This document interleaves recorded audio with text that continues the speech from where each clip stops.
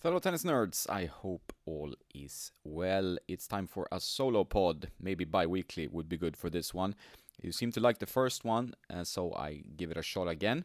It's time for the Monte Carlo Masters. It's already started when I'm talking to you. I made a preview with some predictions and some racket talk. There was not that many changes. I mean, Rublev is testing a new string. Zverev, I had some question marks whether he's gonna try his old racket again, the Gravity Pro, instead of the Gravity Tour, which has a bit of a thicker beam.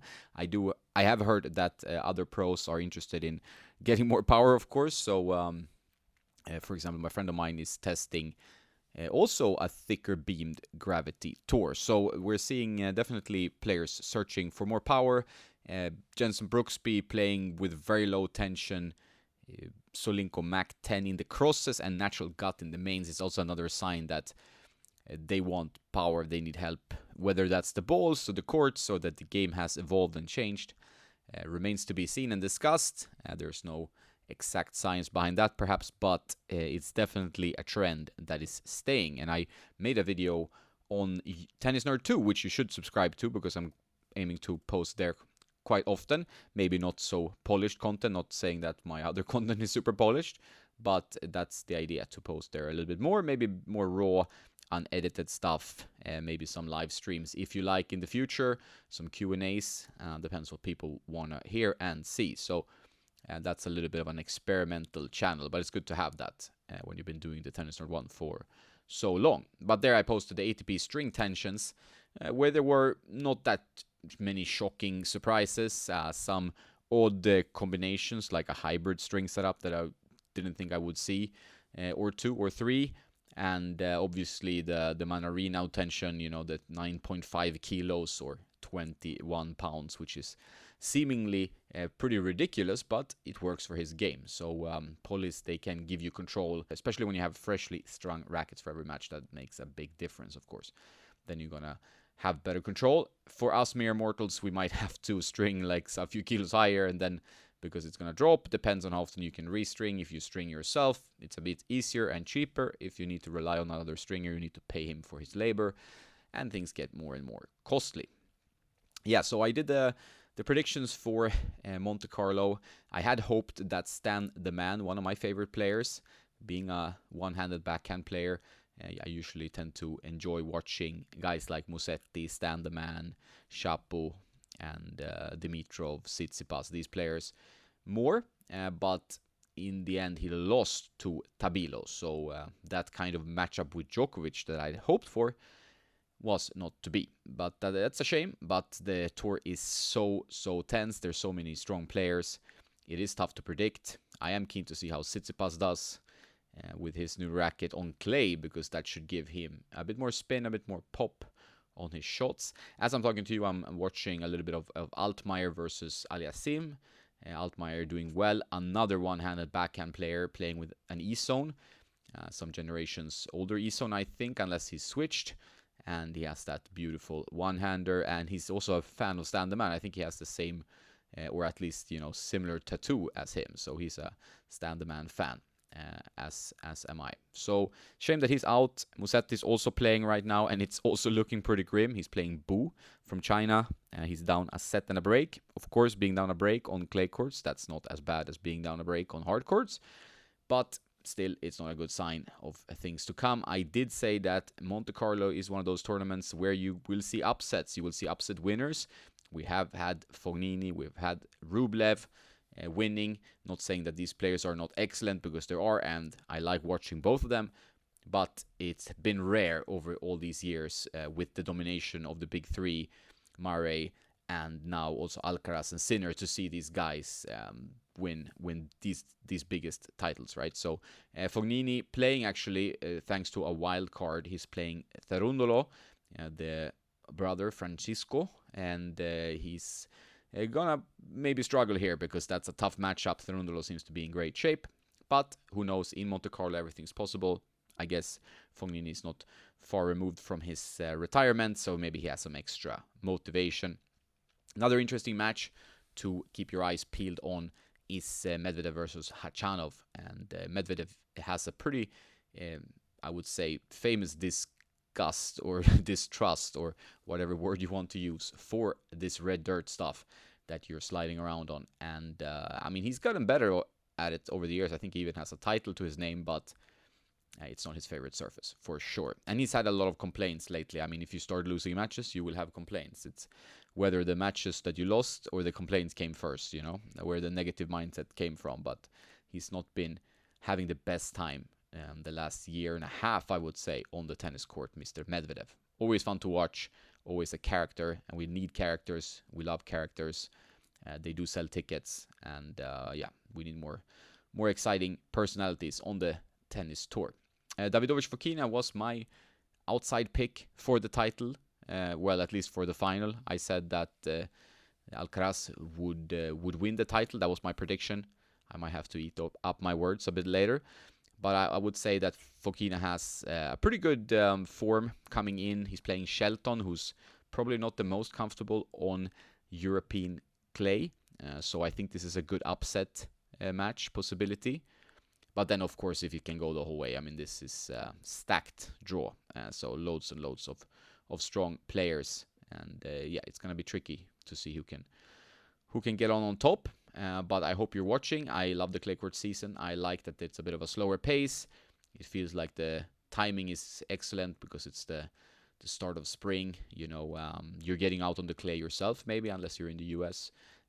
So I'm really looking forward to playing a little bit more on clay courts, although I am pretty bad at it. But I still enjoy the idea of being good at clay and moving better on clay. And that's not been easy transition for me growing up on hard courts and indoor courts and not playing the spinniest game and using margins so much. But it's something I can learn. So let's take it up as a challenge. This is the way to improve, to get over some personal demons, which I've talked about on my members content, my members page, patreon.com/tennisnerd, or by signing up via YouTube. We're going to do more member stuff, maybe some giveaways, more members content, because we really value our members, and I think it's a nice organic way to create better content and to give value. So that would be good if you join, if you're not already a member. And if you are, a big thanks, because it's important for Tennis Nerd. So who are you watching? Who are you looking forward to watching in this clay court season? Let me know wherever you can comment, on the website maybe. And as I'm talking to you, Mr. Musetti, through his extreme tour, painted like a boom pro on the ground in disgust of his own tennis. And he's not looking himself out there. And it's like one of these things that you're going to see upsets in this tournament. And this might be one that's coming up. But we'll see. No Sinner, but the rest of the field is there. I believe that a guy like Zverev can do well here. He has in the past.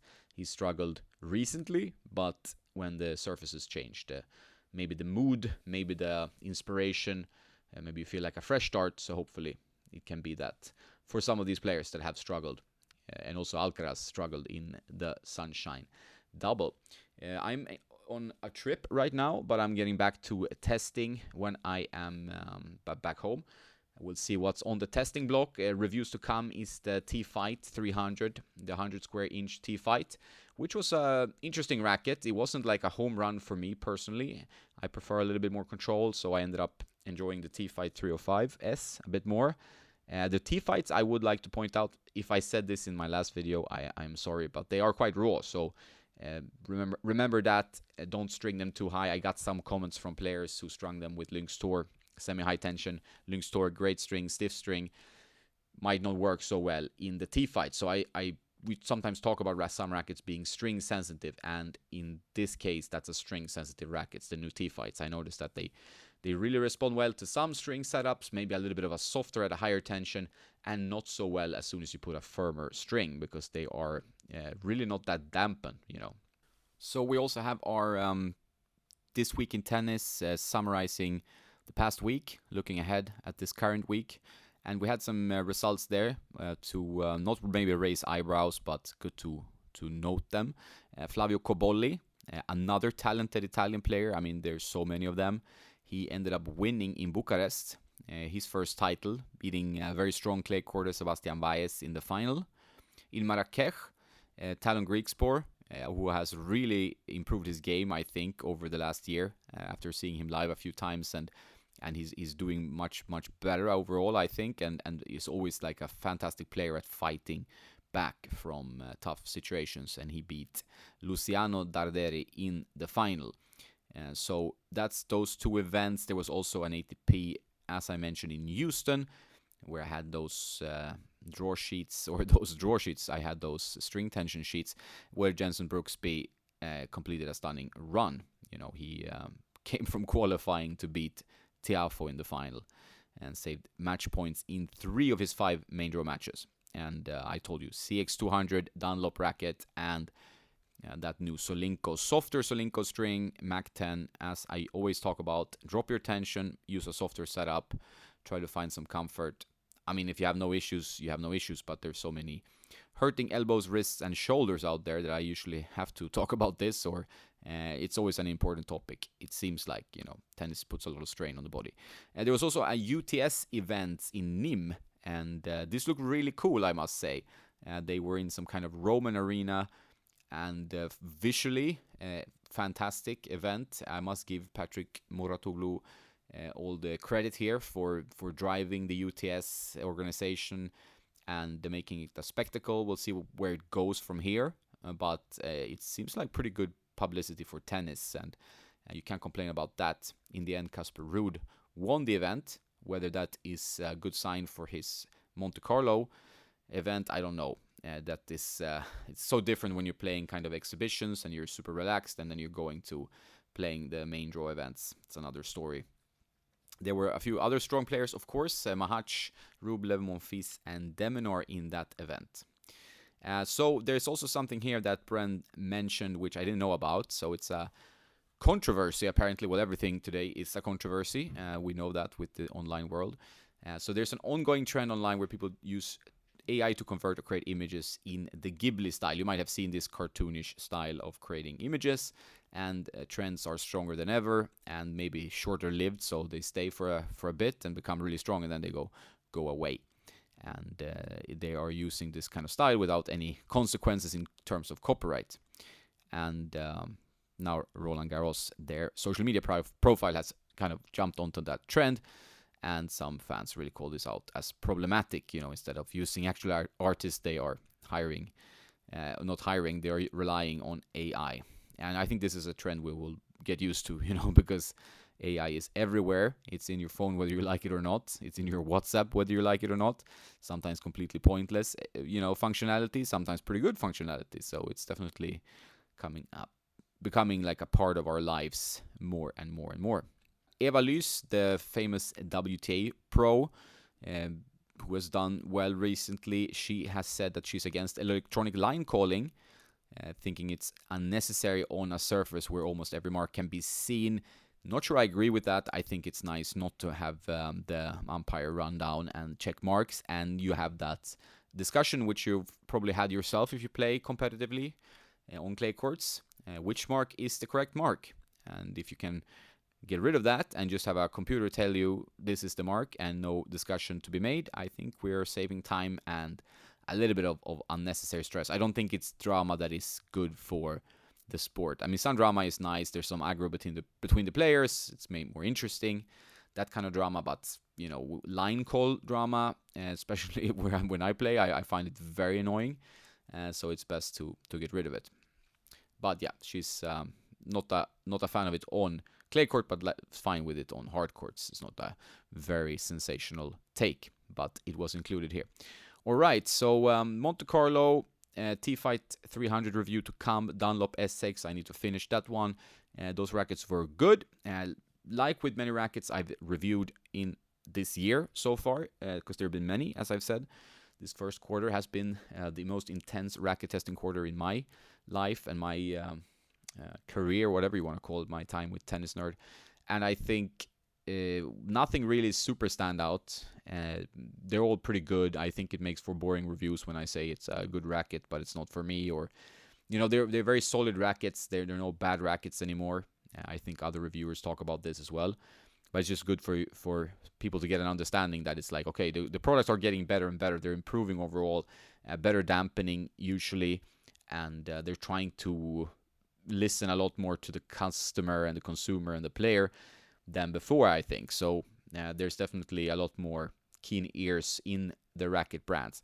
Then you get trends of different technologies and different types. We've seen this thing with dampening being more and more important because of elbows and shoulders and stiffer polyester strings and all that. And yeah, it's not for everyone. When I take out like an old head racket, old Wilson racket, 6195s, head Prestiges, head Radicals from 10, 15 years back, I get nostalgic because, you have usually a lot better feel, a better connection to the ball. You have a little bit of more cupping and dwell time in the string bed usually, but you're getting less power, and usually you have a smaller sweet spot. Not always, but usually.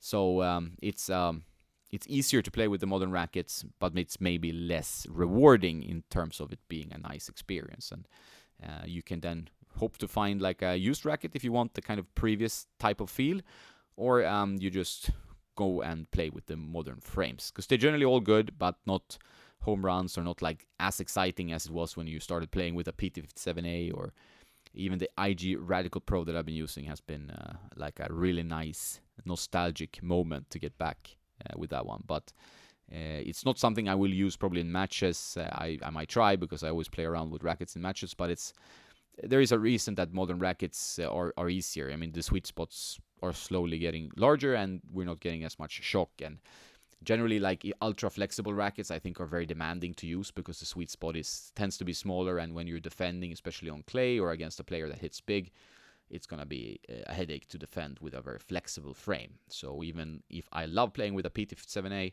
I cannot do it efficiently anymore, really. I struggle to do it, especially when I play more on clay. So that's just a take on that. But that doesn't mean that the Aero 98 is for everyone. We always talk about the Aero 98, me and Henrik, because we're both fans of the racket, but also struggle with its strong, I would say, personality, because it's like the ball goes really deep and with loads of spin, but it can also sail, right? So you need to always stay up on your swing speed, and against better players it's easier because you're getting a better ball to you and you can respond. But against players that give you maybe weaker balls, then you need to really whip the racket and swing it ultra fast. And that's been an issue for me to do that consistently enough. That's the beauty and the issue with the Aero. It's great for attacking players who are up on their swing speed, but it feels like you have to be a really advanced player with a lot of like physicality and be able to really hit with a high swing speed all the time. And it's still gonna produce a little bit of a erratic result, and we're seeing it from Aero 98 players.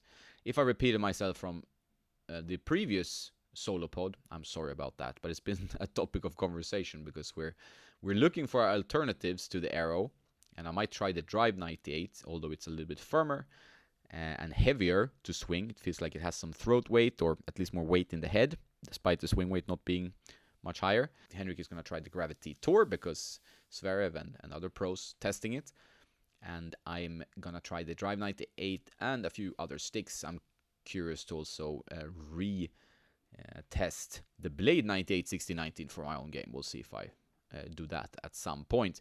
If you have requests for reviews coming up, let me know in the comments. I know I have some string reviews pending, more about the Tourline Tour, and also Mac 10 needs to be a video review there. But I'll be traveling, so back this week, and then I have time to dive into some editing. That is usually the most time consuming, and I'm trying to find a tennis editor, and that can help me edit my videos. Not super easy to find these people, but if you're into tennis and if you're good at editing videos and you don't charge like a bomb, then you should reach out, and I will definitely consider it, because it could be very, very useful help, because the editing is where all the time is used. It's fun, and that's how you tell a story, but it can also be very time consuming if you have a lot of content in the pipeline. That's pretty boring to listen to. So Monte Carlo, checking in, watching it right now. Exciting time in the season, and we will see upsets. There will be quite a few of them, I'm sure, in this event, as players are not really ready to head out on the clay. And will be fascinating to see who can kickstart their season in the best possible way on the red dirt. Let me know what your favorite surface is. I am a hardcourt player, but I do enjoy playing on clay, even though I don't do well generally on it. Okay, so I think that's it about the solo pod and some musings. A quick one from my hotel room here. And I'll get back to you with other podcasts with guests and stuff, some interesting stuff coming your way later in the week and next week. So stay tuned. Make sure to subscribe to Tennis Nerd 2 and Tennis Nerd 1 if you're not already there. And big thanks for your support. That's it. Have a nice day, and don't forget to play some tennis.